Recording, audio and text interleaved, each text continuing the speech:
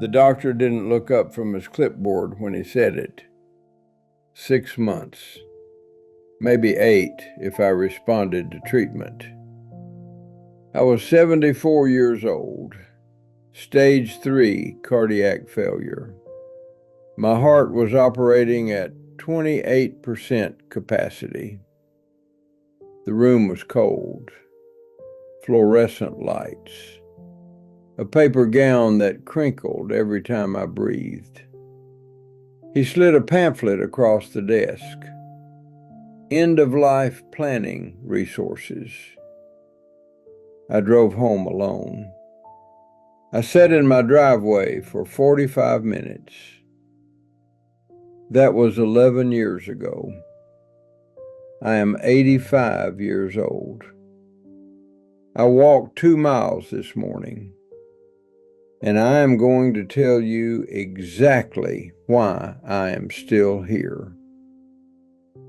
The first week after the diagnosis, I did everything they told me. I filled the prescriptions. I called my children. I let my daughter come over and cry in my kitchen while I made her tea and pretended I was fine. At night, I lay in bed and looked at the ceiling and did the math. 6 months. That was February. That meant August. I started noticing things I had never noticed before. The way the afternoon light came through the kitchen window. The sound my floor made when I walked to the bathroom at 3 a.m. The smell of my own house. Everything felt like a goodbye I wasn't ready to say. By week 3, the fatigue was real. My heart couldn't push enough blood. Climbing the stairs meant stopping halfway. Simple tasks left me breathless. My cardiologist scheduled a follow-up for 30 days out. He spoke to me the way people speak to someone who is already mostly gone. Gentle, careful. Past tense creeping into present tense sentences. I understood what was happening. The medical establishment had filed me. I was a statistic now. A sad one, but a predictable one. And something about that made me furious. Not scared, not sad, furious. I am not a man who reads the Bible every day. I want to be honest about that. I grew up in the church. I knew the famous verses. I had Psalm 23 on a plaque in my hallway like everybody else. But that Thursday night, 3 weeks after the diagnosis, I couldn't sleep. I came downstairs at 2 a.m.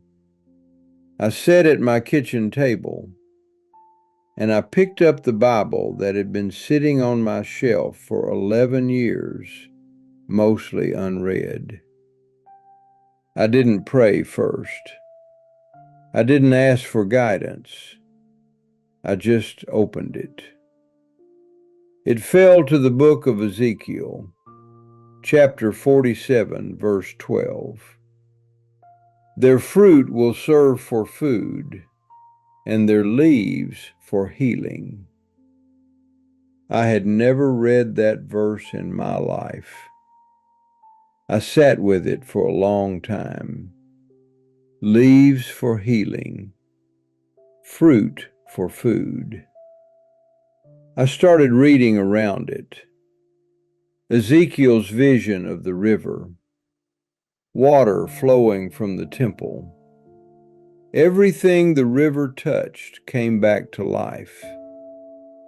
I am not telling you it was a miracle that night.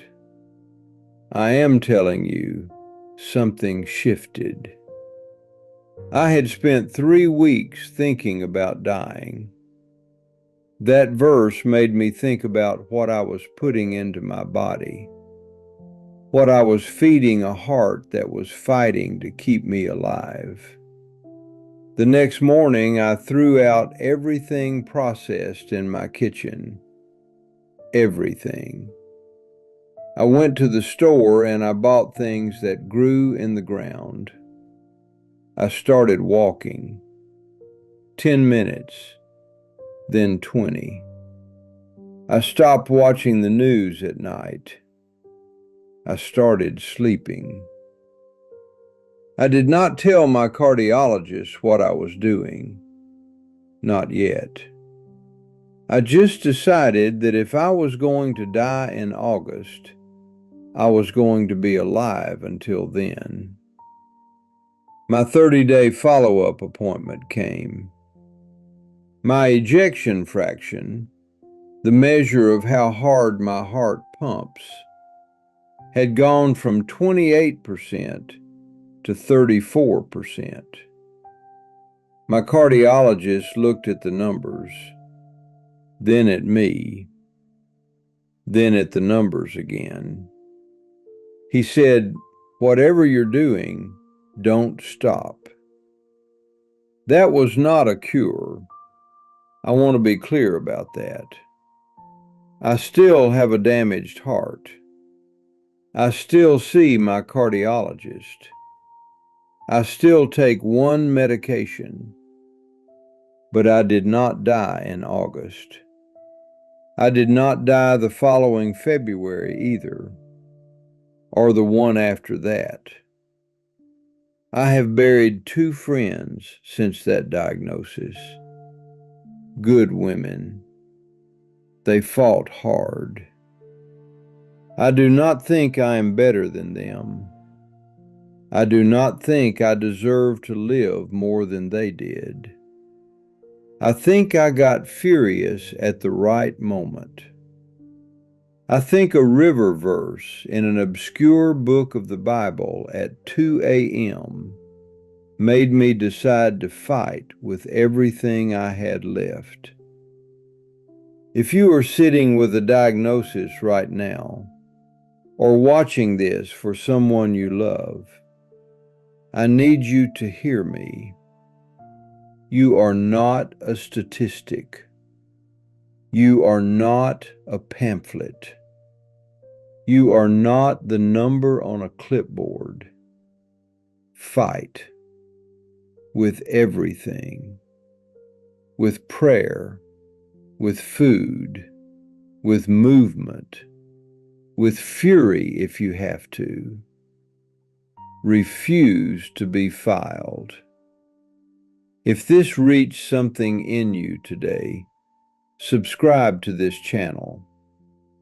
Every week I come here and tell the truth about what survival actually looks like after 60. No sugarcoating, no false promises, just the truth. I will see you in the next one.